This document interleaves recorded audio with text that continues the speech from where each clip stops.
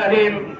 আজকের এই মানববন্ধন কর্মসূচির সংগ্রামী সভাপতি মঞ্চে রয়েছেন বাংলাদেশ জামাত ইসলামীর সম্মানিত সিলেট জেলা আমির বিশিষ্ট রাজনীতিবিদ মৌলানা হাবিবুর রহমান, উপস্থিত বিভিন্ন এলাকা থেকে আগত মুরব্বিয়ানে কেরাম, বিভিন্ন রাজনৈতিক এবং সামাজিক সংগঠন নেতৃবৃন্দ, আসসালামু আলাইকুম রহমতুল্লাহ।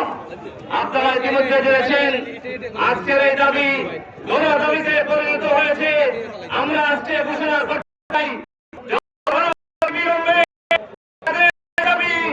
মেনে না নেওয়া হয় আমরা কঠিন থেকে কঠিন কর্মসূচি ঘোষণা করব। এই পয়েন্টে আমরা গণ অবস্থান কর্মসূচি ঘোষণা করব, যে অবস্থান থেকে আমরা দাবি আদায় করে করে ফিরব ইনশাআল্লাহ। আমি সকলকে আগামী দিনের আন্দোলন সংগ্রামে সর্বাত্মক কামনা করে আমি আমার বক্তব্য এখানে শেষ করছি। আসসালামু আলাইকুম।